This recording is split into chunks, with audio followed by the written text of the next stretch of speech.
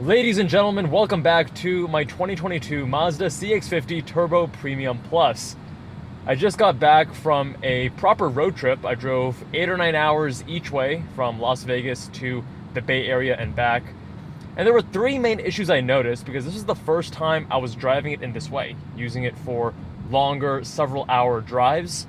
And while it is definitely way more comfortable and enjoyable to be in for that duration of time compared to my 2022 GR86, the CX-50 is it's not perfect. And by the way, I think I said 2022 CX-50. It's actually a 2023 CX-50 that I purchased at the end of 2022.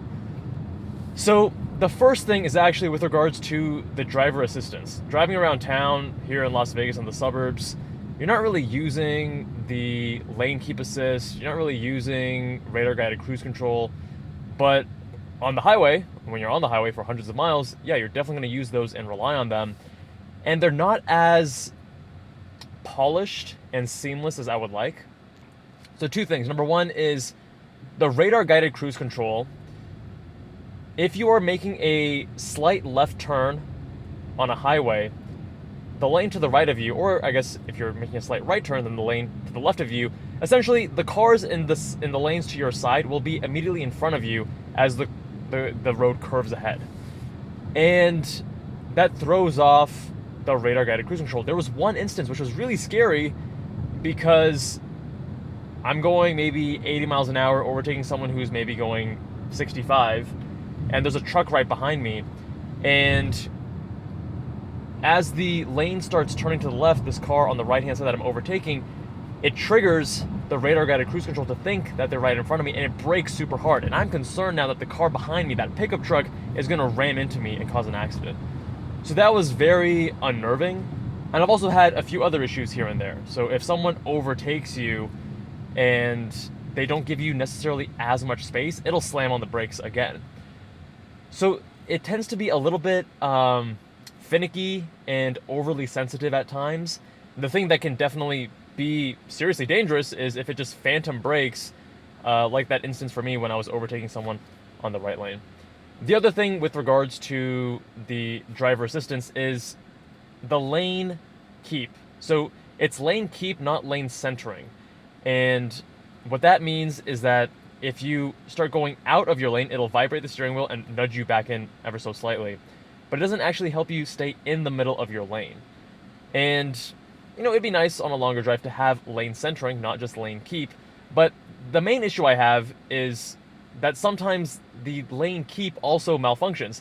So I won't be anywhere near passing a lane or crossing a line, and it'll just shove my car one direction or another and vibrate the steering wheel. So again, kind of a phantom intervention where there is no need for the intervention. And in my instances, it wasn't super dangerous, but I can imagine that in some cases, it would be. Number two has got to be the fuel efficiency. On my way from Las Vegas to California, this was a time in July where crazy heat waves, it was like 100 teens, right? And this is a Turbo Premium Plus, 2.5 liter, 4-cylinder turbocharged engine. So with the heat, turbocharged engines, because of the density of air, they're going to take a larger hit. But the hit was massive. I was getting in the 16s on the highway, 16s miles per gallon.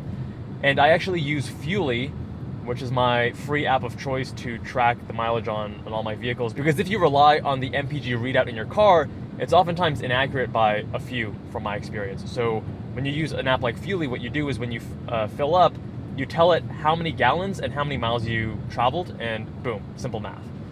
So one was like 16.8, the next fill up was like 16.9. So consistently bad despite all my miles being on the highway. A little concerning. Keep in mind that I am using regular octane. I'm not using premium octane right now on this vehicle. And from my experience, that doesn't really change the fuel efficiency much, because when I first got the car, I did use premium only for the first several months. More recently, I've just been doing regular. And the other thing to keep in mind is that on the way back, when it wasn't crazy heat, maybe it was 80s and 90s, I was getting around 23 miles per gallon. And the third and final thing actually feels a little bit silly because I never thought I would ever complain about this thing. But as I'm sure a lot of you know, when it comes to drivers in the US, a lot of them can be driven by ego and can be a little bit irrational.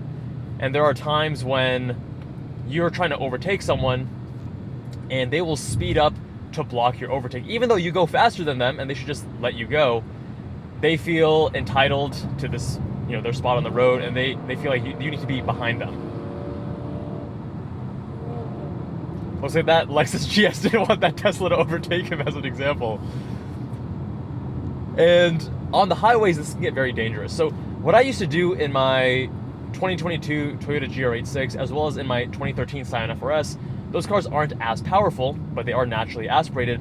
I would downshift a few gears, get the revs nice and high, and then when the opportunity arose, I would gun it and then instantly accelerate really fast and overtake that vehicle. And they wouldn't have a time to respond by trying to floor and do a couple downshifts and try to block me.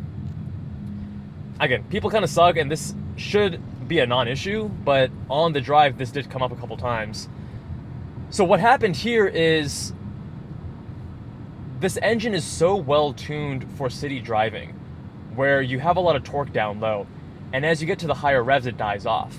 But even at the lower RPM range where you have a lot of torque, if you gun it, it still takes a little bit for the turbos to spool up, for you to get going, and that gives enough time for the idiot in the lane next to you to then respond and then block your overtake. So driving around town, I've never felt that this car was underpowered. In fact, I feel like it's actually quite peppy and faster than I would expect. But on the highway, there's just so many idiots on the road. On the highway, there were many instances where I would downshift or get ready, and that slow surge of torque would normally be a non-issue, but they would react, and then in their faster car and whatever they had, they would then block my overtake. And I'm trying to be safe on the road, I'm not trying to have any accidents, any incidents, and those are the three things. Other than that, I love this car. I would give it a solid 8 out of 10. I've owned it since right after Thanksgiving of last year, so November of 2022. And it's a great car. My mom rode in it for the first time during that trip to the Bay Area and back. And she actually drove multiple hours in it, and she loved it. She was like, I can't believe this interior is so nice. The materials, the way it drives, it's so intuitive. And my mom's not a car enthusiast by any means, but it really does speak to how well they put this car together. And these small little complaints I have are really just that. They are small complaints. I'm still going to be driving this car very regularly. I still love driving it. I still think it's a fantastic vehicle that really punches far above its weight class. But those are 3 issues I had on my recent road trip. My friends, let me know what you think with a comment down below. Much love, my friends, and I'll see you all in the next one.